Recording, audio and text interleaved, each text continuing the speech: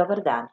Što se tiče vježbi iz programiranja, tu prelazimo nakon JavaScripta na PHP, isto kao što smo uradili sa časovima teorije.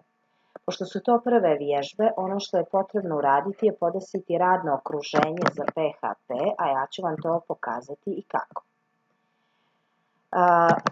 Ono što nam je potrebno, kao i do sada, je neki tekstualni editor.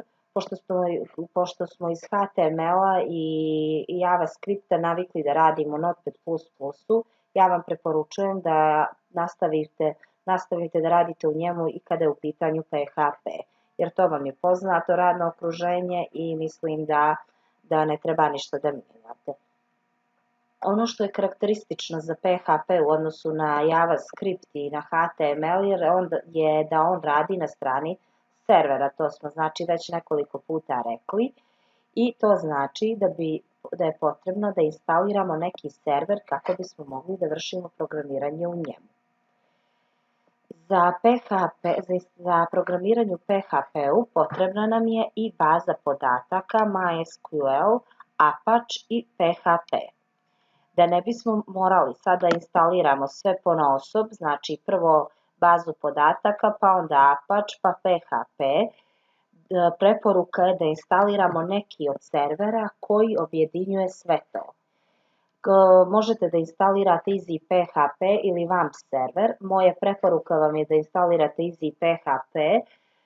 Ja ga konkretno imam instaliranog na mom računaru i mislim da je laka instalacija, da ćete se snaći. I to vam je također domaći zadatak, znači da na svojim računarima pokušate da instalirate Easy PHP. Njegovom instalacijom znači dobit ćete bazu podataka, web server i PHP, odnosno dobit ćete cjelokupno radno okruženje, odnosno sve ono što vam je potrebno da možemo da počnemo sa prvim programom, odnosno da možemo da vršimo programiranje u PHP-u. Naravno, potrebno nam je i editor koji smo već pominjali, odnosno Notepad++. Znači, to vam je domaći zadatak, a ja već imam instaliran Easy PHP, kao što sam rekla, na svom računaru. Kad ga instalirate, ikonicu postavite na desktopu vašeg računara i to vam je preporuka, a nakon te instalacije, sada ću vam prije svega pokazati kako ta ikona izgleda. Evo je ovdje, piše Dev Server 17, kao ovo crno slovo E. I prije nego što počnemo znači sa programiranjem u PHP-u, potrebno je da pokrenemo taj server. Znači uključujemo pretraživač i kucamo port, odnosno localhost za naš server, a to je 111 i kliknemo Enter. Sačekamo samo dok se otvori njegov port i vidimo, otvorila nam se stranica sa Easy PHP serverom. Ono što je potrebno sada da uradimo je da pokrenemo taj server i to vam se ovdje nalazi, piše HTTP server start. Tu ću da kliknem.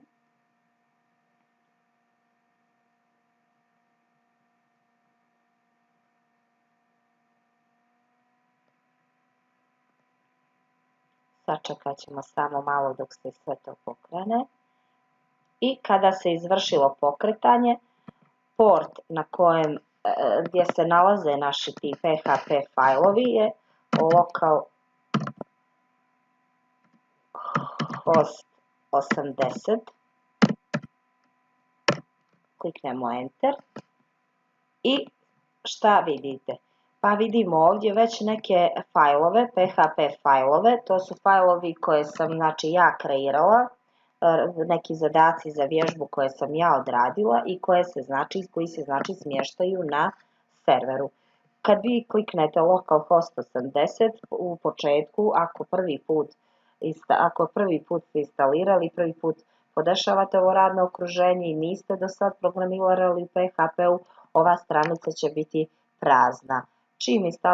Čim kreirate neki PHP fajl i sačuvate ga na strani web servera, on će se ovdje naći i moći ćete da ga odavde pokrenete, znači pokrećemo ga na strani servera. I ja ću sada kliknuti na neki od ovih fajlova, čisto da vam pokažem znači šta se sve tu nalazi. Upravo ćemo ovaj primjer jedan sada i odraditi. To je PHP info, informacije o PHP-u. I izaći ću odavde. To ću da minimizujem. Pokrećem znači Notepad++ i započet ćemo znači naš prvi PHP program. PHP. Zatvaramo, a između ćemo samo da pišemo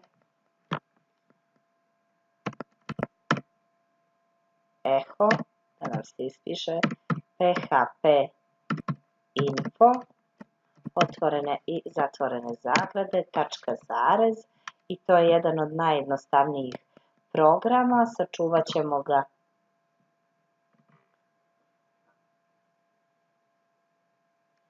na serveru u folderu eds www, tu se nalazi i novi.php,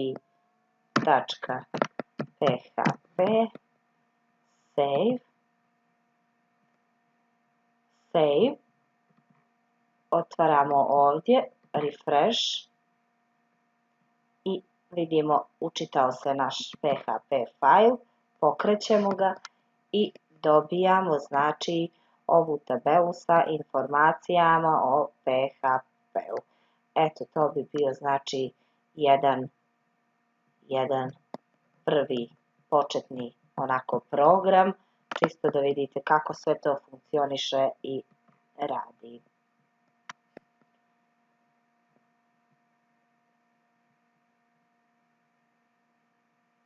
Eto, to bi bilo to što je vezano za ovo predavanje. Dakle, sve vas molim da instalirate Easy PHP server, imate moj mail, kontaktirajte me ukoliko vam nešto nije jasno.